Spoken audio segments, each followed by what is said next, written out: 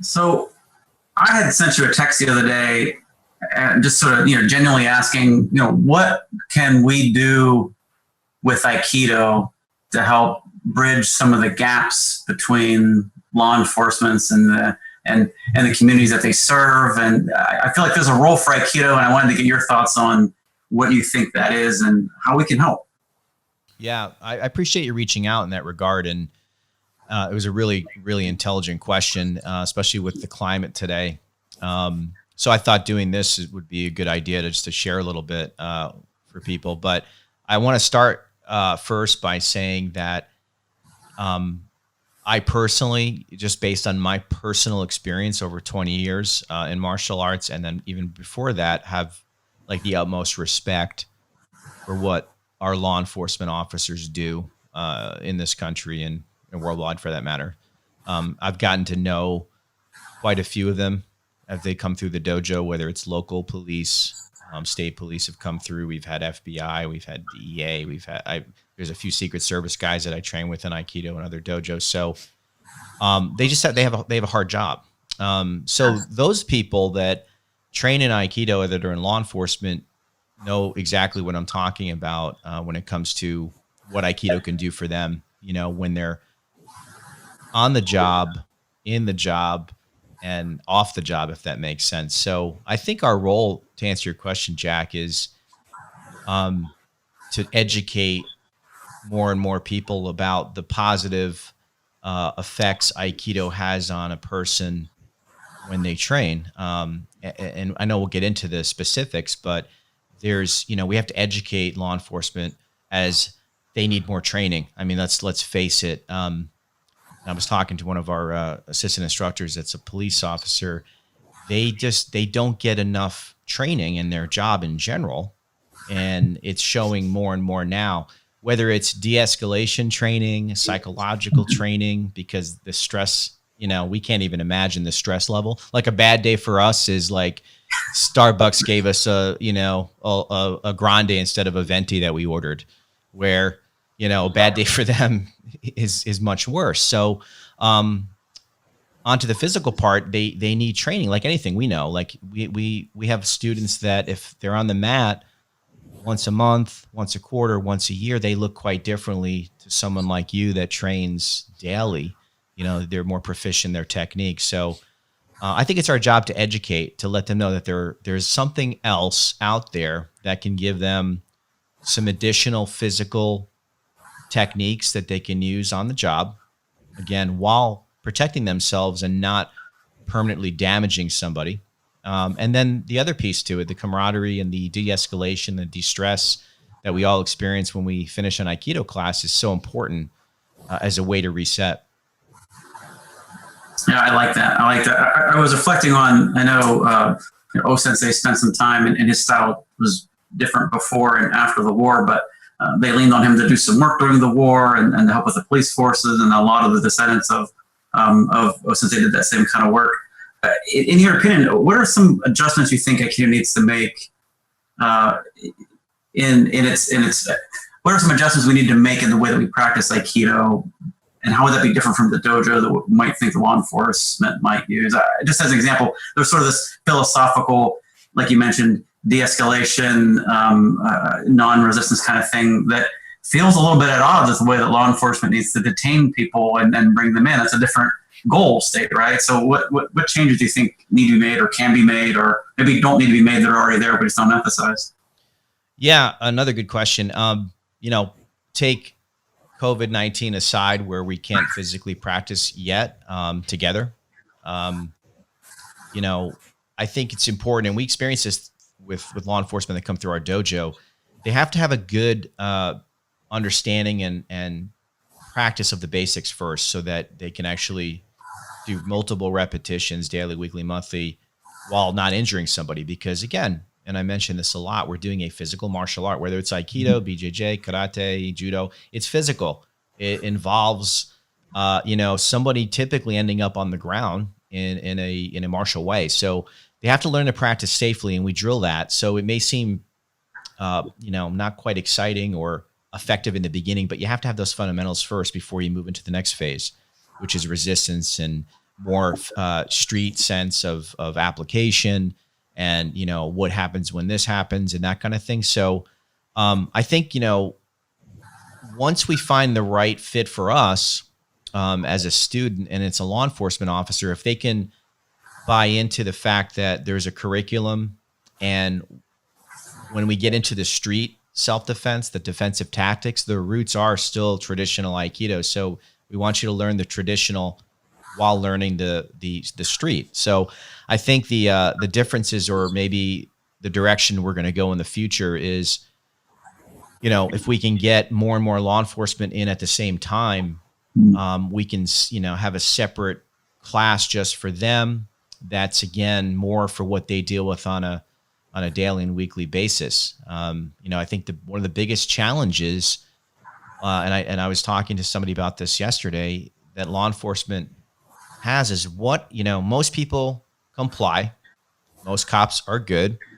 And what happens when they're not able to read the situation, and it quickly goes from, good to a nightmare within seconds. And a lot of times they're trying to detain or arrest an individual, and it's at that moment where they put the handcuffs on that the person resists, and a lot of times it ends up on the ground, and there could be multiple officers trying to detain one person.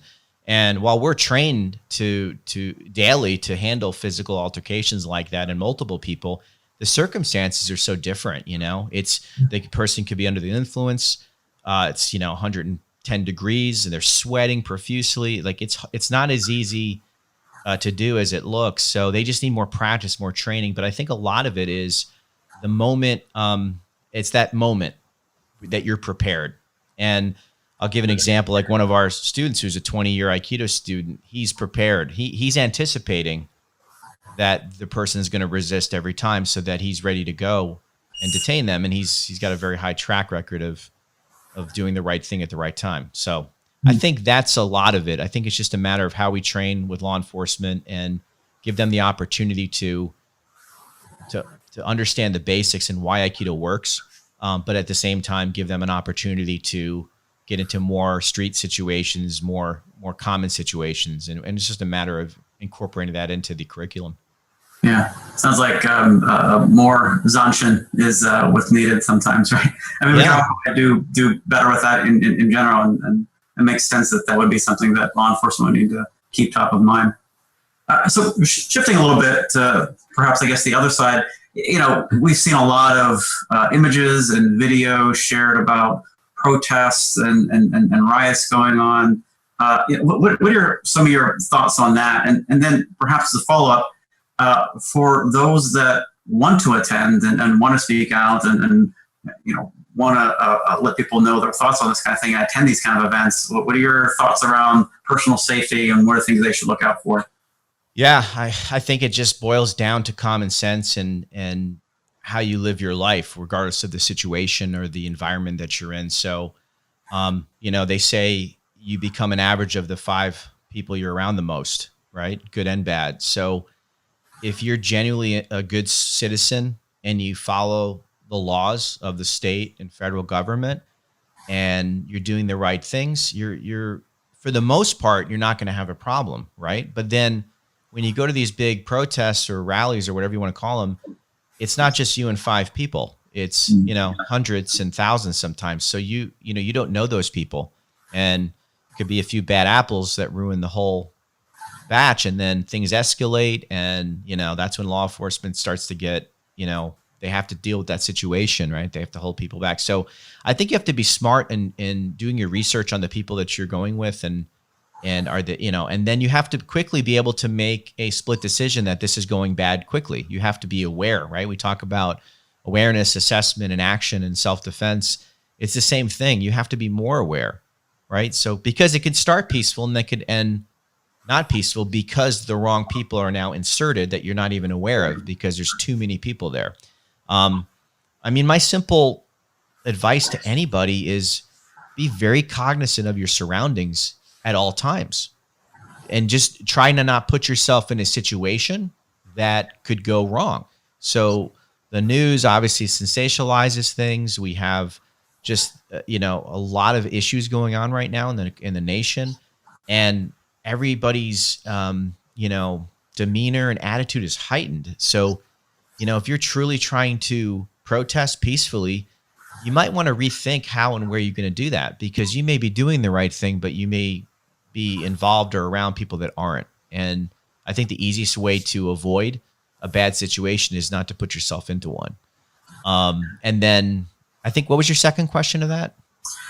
Just if you're there and you're trying to maintain and you want to be safe and aware, I think you might have answered that, but any more thoughts on that? That's it. Yeah. Again, let's say you do all the right things and you're there, and then all of a sudden it's getting bad. Again, you have to be able to assess. It's not like you walk into a room, you flip the switch, and the light's off. Oh, the bulb must be dead. No, you have to know that before you get to the switch and flip it, you might have an electrical issue. The bulb's probably old. Like there's a good chance it might. You have to be aware. You have to look into the future. So if you're like in this situation and you're there, you maybe don't be in the front line, maybe be in the back, maybe have a quick escape route if you need to. Be smart. I think you just have to stack the odds in your favor that if you're trying to do the right thing and exercise your constitutional rights, then you have to quickly be able to decide that you can get away. Because when that situation goes bad, for not your fault or not any reason that you have to be able to quickly make a new decision to get away safely. So you're not injured and you're not caught up in that. So that's kind of just be aware, have your head up, be looking around. Don't be tunnel vision on your message. Look to see if it's getting out of hand over here. Look to see if police start to move in over here. Just, be aware of your surroundings and then make the best decision.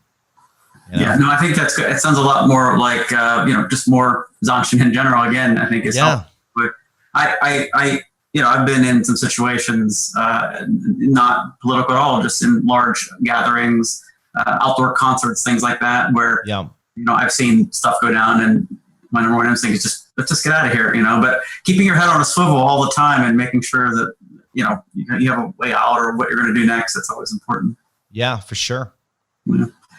So what about some basic de-escalation techniques? And not really like physical, but for people who don't have good personal social skills, like what tools and techniques can we use to get out of situations where somebody's assaulting us verbally? What do we do?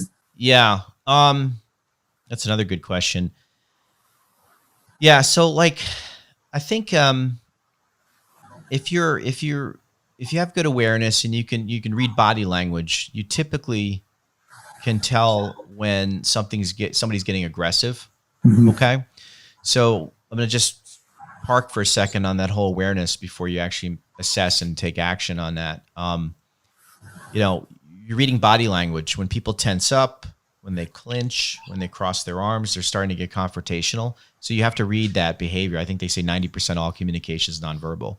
Yeah. So I think to be able to de-escalate a situation, you have to read people better. You have to be in the situation to read people. Don't be when there's a conversation, and you've seen this with people, I'm talking, you're talking. While you're talking, all I'm thinking about is what I want to say next, rather than listening and watching you to see what you're doing. I think we have to go back. We have to do more of watching people and listening and seeing what's happening.